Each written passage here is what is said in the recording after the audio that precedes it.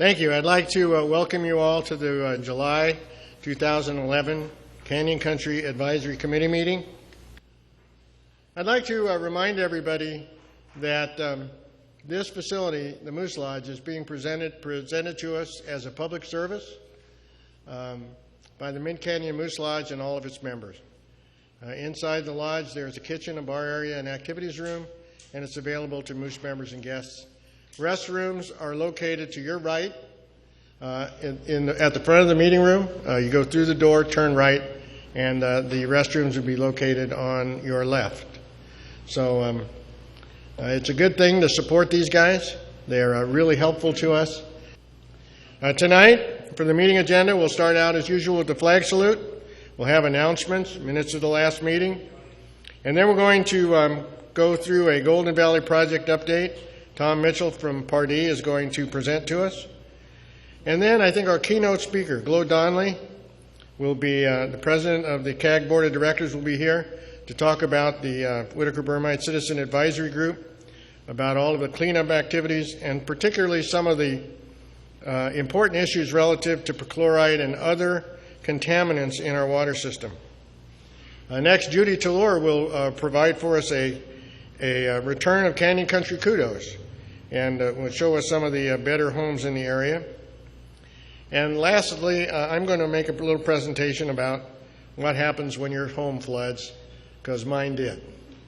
And I wasn't going to talk about this at this meeting because I thought it's kind of a private thing. It'd be kind of like whining and asking for your sympathy. Do I have your sympathy? No. I figured that.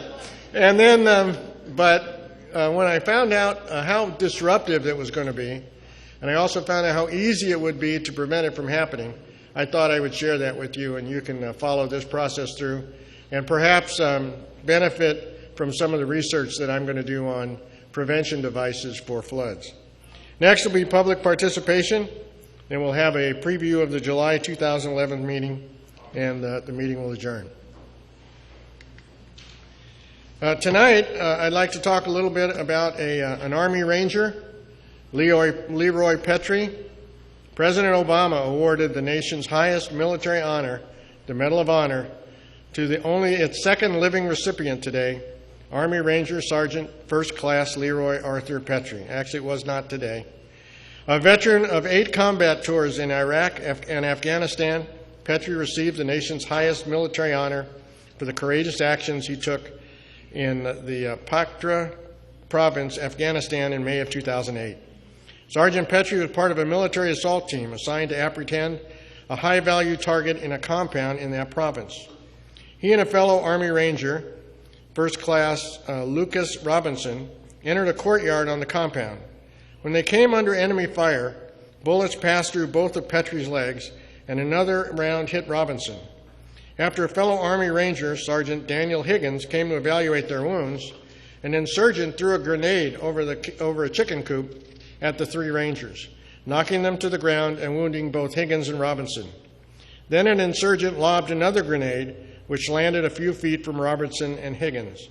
Recognizing the threat that the enemy grenade posed to his fellow Rangers, Petry, despite his own wounds and with complete disregard for his personal safety, deliberately risked his life to move to and secure the live enemy grenade and consciously throw the grenade away from his fellow Rangers, according to the battlefield reports Army News Service reported.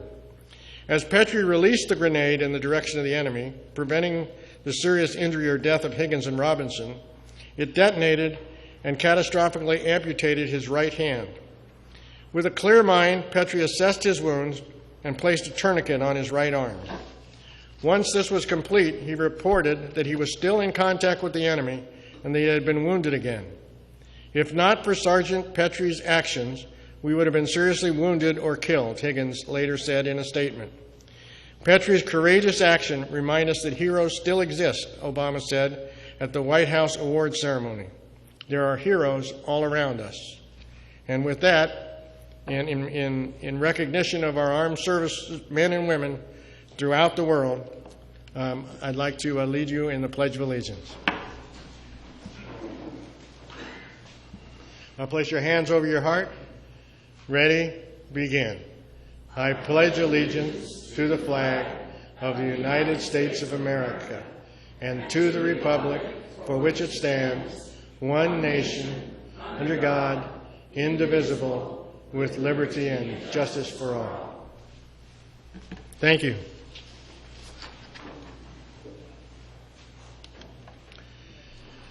The 4th of July parade, we had a really good time. I wanted to show you a little bit of our Canyon Country Advisory Committee parade team that was there that day. What a proud group that looks like. Isn't that a proud group? I knew you'd think so.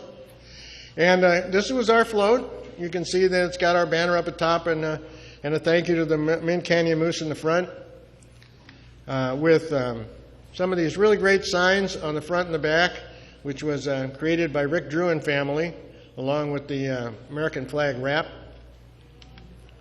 Do we have audio?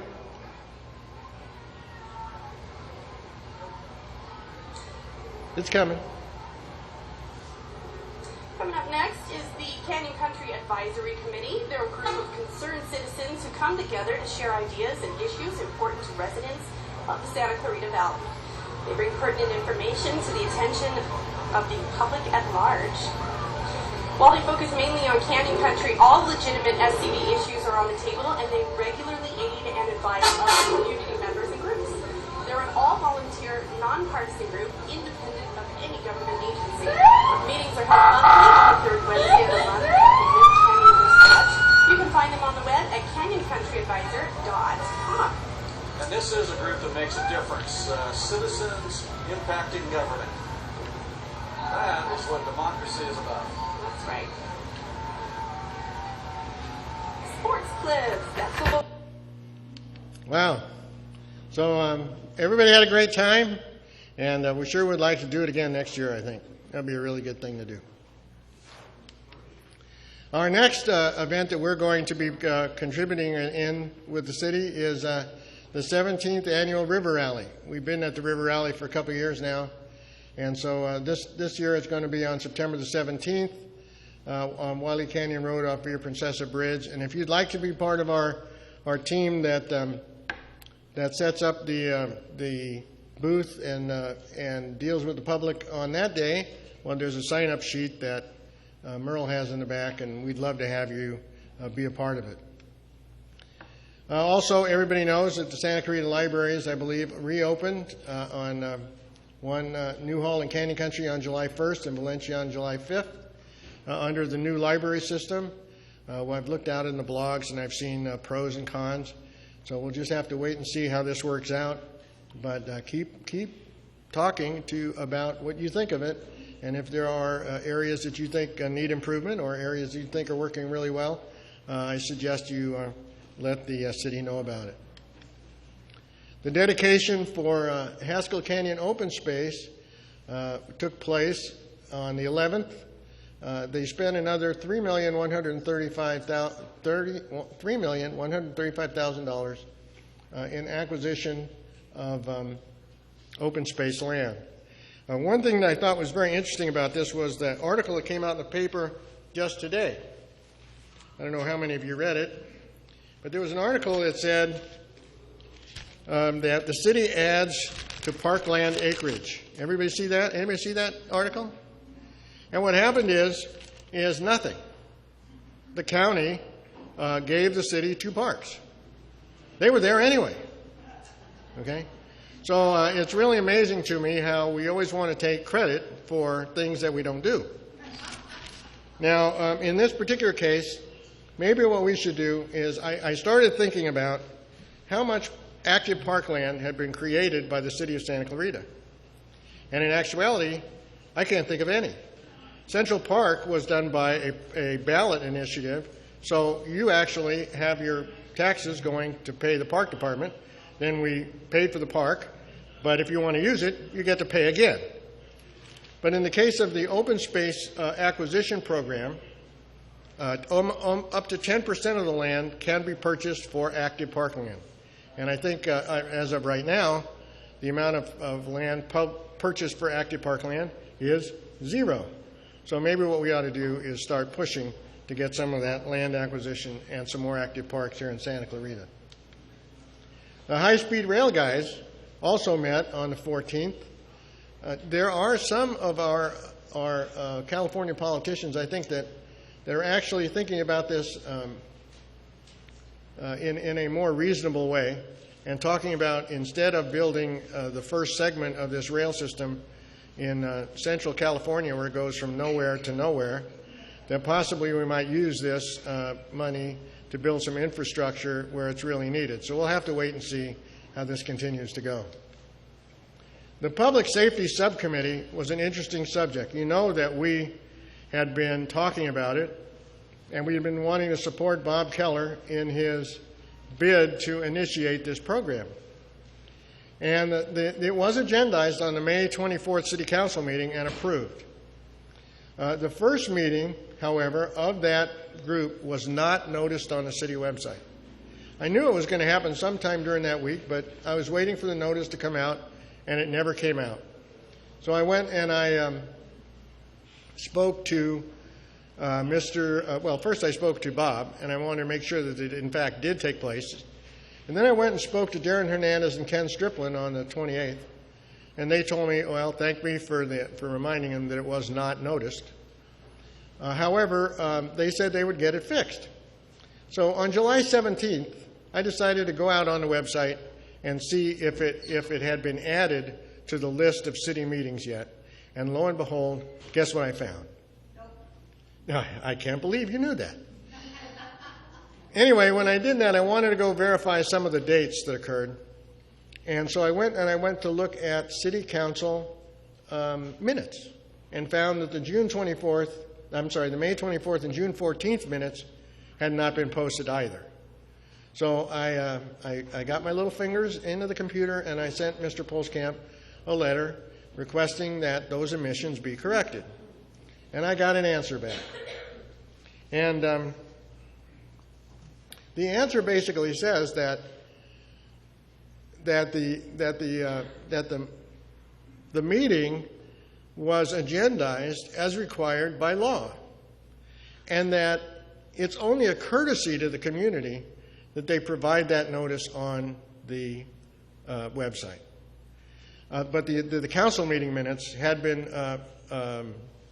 added to the website, and they have. I went back and checked.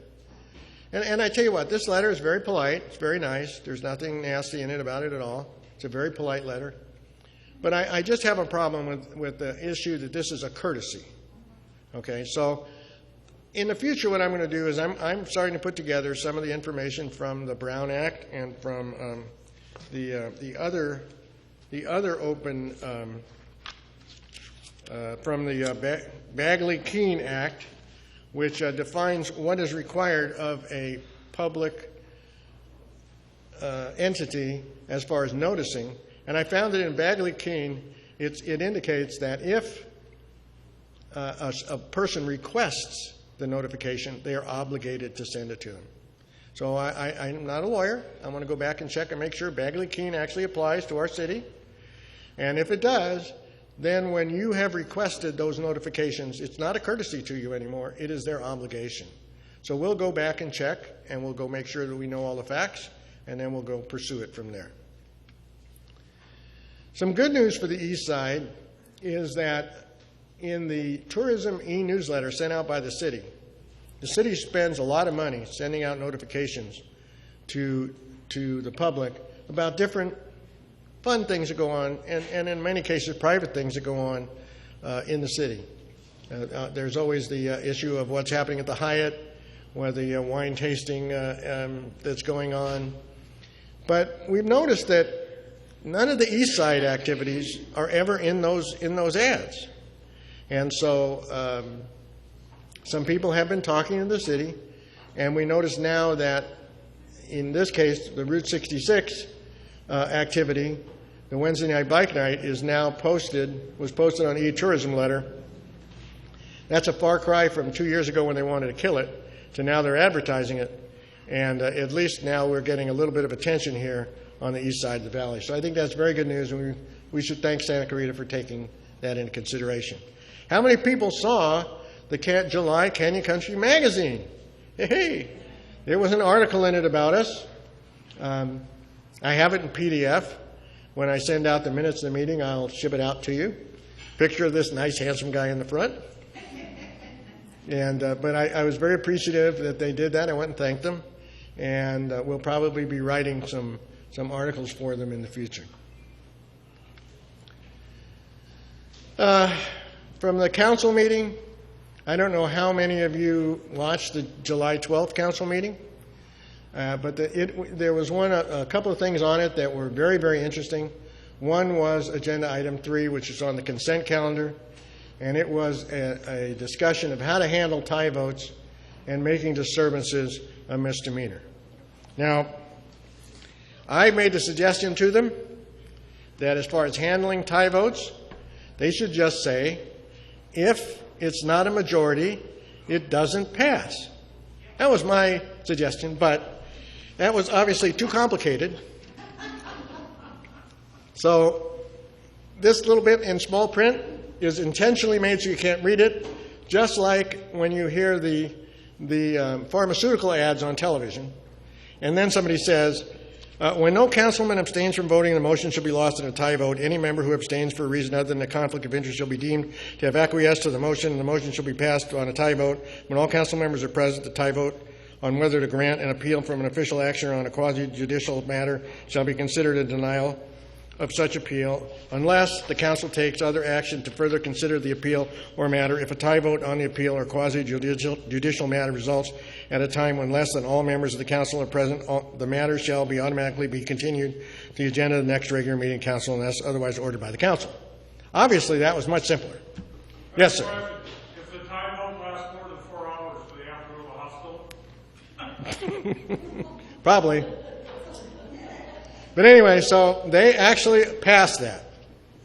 And what's interesting was the tie vote situation the other day that brought this on would have not created any action. The idea of this abstention is not the same as the issue they were originally talking about. But that's okay. As far as disturbances be causing a misdemeanor, all of those ordinances were already on the books, and they decided not to add them to the city council norms. No laughing at city council. No laughing. Can't have any fun. No fun. That's right. Item number 12, create a Santa Clarita Historic Preservation Ordinance, has been continued to August the 23rd. That sound familiar? Anything happened last year the same way? Yep. Right before we left on vacation, they said, let's talk about a library. And then they passed it when they came back. But what I thought was very interesting was that no matter how many times they said it, the people from Queen of Angels kept talking and reminded them that they did not want to be part of it. So it was very interesting that they could not convince those very fine people that they were exempted. And also there was item number 17 was the funding the Newhall roundabout art, where they figured that they're not spending enough money and are going to look for other sources of revenue to increase the amount of money they're going to spend on that art. I want you to remember, and we're going to start showing you some of these videos, I want you to remember that they said they're only going to spend money on things this year that are absolutely necessary. That there is no money to even look for a community center in Canyon Country or Saugus, but we're going to do a roundabout Newhall and spend some money there with art. Anybody see Not a Fairy Fan's latest video? The link was in the last minute meeting reminder, but it'll show you some of the July 12th agenda item 3 goings on. Here's something that I got an email from. I didn't get this directly because I guess I don't live close enough to Lyons Avenue. But this is a meeting that's going to take place tomorrow between 6 and 8 p.m. Mr. Drew Innenstein is going to go for us and video it. And it has to do with the Lyons Avenue corridor. The city now has a website up, which is SantaClaritaCorridors.com or whatever it is, but it implies that they're going to be working on all the different major corridors in Santa Clarita, but they just happen to going to start on Lyons Avenue in Newhall and worry about the at-grade crossing at Railroad Avenue. So it's very interesting that this comes up now. It's also very interesting that only discussions are discussions about Newhall, and we're going to watch this real carefully because I think this is the next hot-button issue that we're going to see all around the city. Women of the Moose here. I'd really like you to think about the Women of the Moose. Next Saturday night is presenting an evening of music and dinner. It's called A Sentimental Journey. It's live music. Three ladies are going to be singing songs of the 40s, 50s, and 60s. 6 p.m. for dinner and 7 p.m. for show. Ticket price is $25. If you want to go, you can purchase a ticket right inside at the bar right after the meeting. I'm going to get two because these guys really help us out, and I want to really make sure that we help them out as well. Meeting attendance statistics, you can see that drop back down a little bit to where it was the month before. But the thing I thought that was amazing was when we start looking at the video statistics. So if you remember the video statistics for last month, as what was 37 views of the highest viewed video, which was Dr. Dorio, was now up to 52. So that people continue to watch that. And if you take that 52 plus the 54 people that were at the meeting, we reach over 100 people. And we're starting to, that's our threshold. We want to start seeing if we can continually reach every month at least 100 people. And then we'll work on 200. But this month, Andy Bogdan's video was the high hitter at 37. So the people are watching the videos. Watch them this coming month, and every month, you know, that we've been kind of trying to make them look a little better. So this month, if you come to look at them, you'll see that they're going to have some music with the titles and some animation, and oh boy, we're just getting so fancy. Anyway, please tell your friends about these videos, and it's a really great thing. The fact that not only is it something where they can see these presentations if they cannot make our meeting, but also that it stay out there for a fairly long time, and it's a way to really help get the information out to the public. Minutes of the last meeting, agenda was read. Tribute to Colonel Ruby Bradley, who you remember is one of the most decorated women in U.S. military history. Flag salute was led by Tony Natoli. Announcements were provided, and minutes of the May CCAC meeting were read, corrections accepted and approved. Sergeant Harris and Deputy Jackson provided a presentation on Sheriff Captain Becker's new 8-Zone Crime Prevention Program. And please remember to contact Sergeant Harris if you have any questions about the program, or if you're aware of any criminal activities in your neighborhood. Let's make sure we keep on them as far as feeding them information so they can go do their job and make us safer. Andy Bogdan, Director of Planning and Marketing from Henry Mayo, was here and provided information on recent advances at the hospital. And Carl Goldman, K-HITS owner, provided a presentation on K-HITS activities in disaster prevention, which was really very interesting. Rick Drew, president of our Canyon Country Advisory Committee Board of Directors, provided a report on the revised CCAC bylaw final draft. A motion was made and seconded to ratify the new bylaw version. A vote was taken, and the bylaws were approved almost unanimously. We only had one dissenting vote. New business and public participation. We had no speakers last month. And at this meeting, we had planned to have Glo Donnelly here to talk to us about the CAG. And we also had planned to have Jim Brazell here, but Jim decided to go on to bigger, better things, get a bigger office, more money, power, prestige, and all those other things. So we have an even better person. Tom is going to be here from Part E to present to us about an update of the Golden Valley Ranch project. Yeah, go ahead. Hi, just one quick housekeeping thing, Al. We didn't approve minutes, so we need to do that.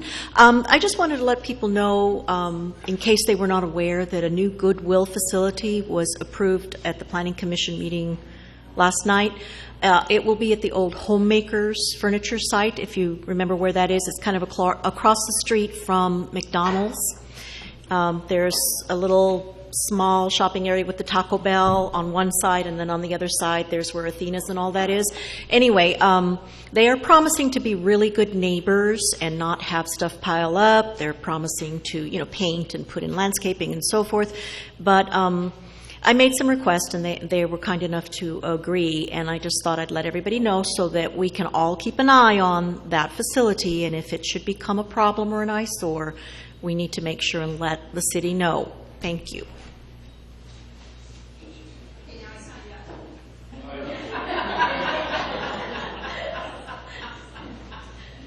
You know, that's okay. I mean, we could have given you a cordless mic too, but you come right up here because we like you, right here.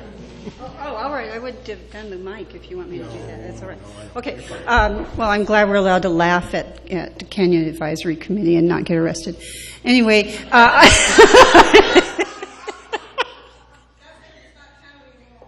Right. Well, I just wanted to say that Cam Noltmeyer and I were down at the county yesterday on a interchange issue for 126, and we were upset because the county is, the way they're going to fund this interchange, which will it needs to be built for the second phase of Newhall Ranch, the Mission Village project, which is out there on 126. There's nothing there. You know, there's a commerce center on the one side, but there's absolutely nothing there on the other side. They have to have the bridge for the 4,200 unit project. It's a $55 million project. Newhall Land and Farming is only going to pay for $3 million, but what should really concern the Canyon Country Advisory Committee is that they are going to loan Newhall Land and the West Side Bridge and Thoroughfare District, which they formed to support Newhall Ranch.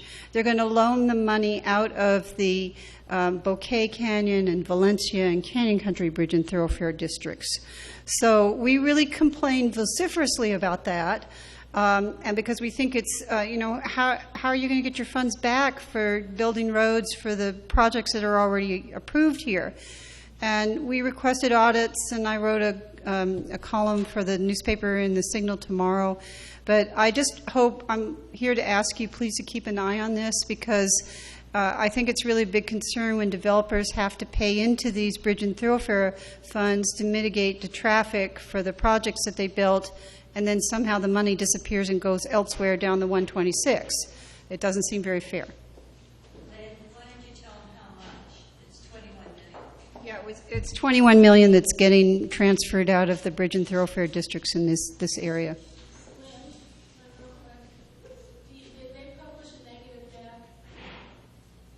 They did a negative deck for this, but they did it in 2006, which we didn't think was really valid either. I'll tell you, that's how we got account for West Canyon Bridge to Nowhereville. Yeah, because they didn't have enough money to. Right. We knew how much money was there. And What? it was back to us. Well, bridge and roads are a big concern to us here on the east side, especially two particular projects that have not happened, and we're going to go and follow up on some of it now. One is the completion of the east side of the Cross Valley Connector. If you know, we had a big hoopla about the city completing the Cross Valley Connector. Well, they did. They completed it all the way to the east side of Center Point. But from the rest of the way, from the east side of Center Point to Sierra Highway, it's just the road with no side panels and no medians because they haven't done that part of the job. If you remember, that went out first for a plan. It took a year for the plan to get back, and now we'll show it to you next month. The discussion was it's going to take maybe a year to get the money, maybe, if they can get it. Same situation occurs with the bridge that goes over the 14. So if there's money that's coming out of the east side to go support Newhall Ranch, you can bet your bottom dollar we're going to be very concerned about it, and we're going to be talking about it a lot. So we'll have no fear. That's going to be part of what we're doing. But I'm glad to see this is a very serious meeting. Nobody was giggling or laughing throughout the whole thing, so that's really good. No laughing. No laughing. No laughing. You know, it's a city council norm. Here we go. So next month, the Santa Clarita Valley Economic Development Corporation is going to come to see us. I want you to realize that the city of Santa Clarita has given them so far $400,000. Remember now, we're only doing what's absolutely necessary, and there's no money to spend 10 grand or 20 grand to go look for a community center here in Canyon Country. But we can give these guys $400,000, $200,000 a year. Now, maybe they do a great thing for us. Now, let's give them an opportunity to come and tell us what they do. And so we'll be looking forward to a presentation from them. To be very honest with you, I called them. It took at least 5 minutes, and they said they really wanted to come out and do public outreach so the public knew what they did. So they'll be here next week, or next month.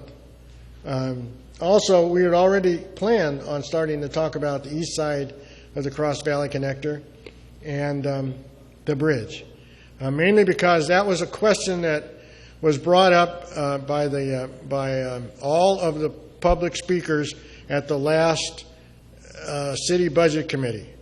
I did ask that question because I was the only speaker. I thought you guys would get that from that. But I did ask that question when that project was going to be completed, and I got a long answer. And it's on tape, so you'll get to hear it. And we're going to go hold our feet to the fire. Also realize that some things like landscape maintenance districts had all been combined, supposedly, into one. But now we're starting to find out that's not really quite true. And it was supposed to be an issue where all of the medians were going to go over a period of time and be modified to a city standard to save gallons and gallons of water. Remember that story? So we're going to be getting a hold of those people and asking them what their plan is and when they're going to start working in other parts of the valley. They are working right now on Soledad between Shadow Pines and Sand Canyon. But there's a lot more out here than just that, so we want to go see how they're doing. Anyway, thank you very much for attending our meeting. Remember to look for us on CanyonCountryAdvisor.com, follow us on Facebook, and I hope to see you all back again here next month. Thank you very much.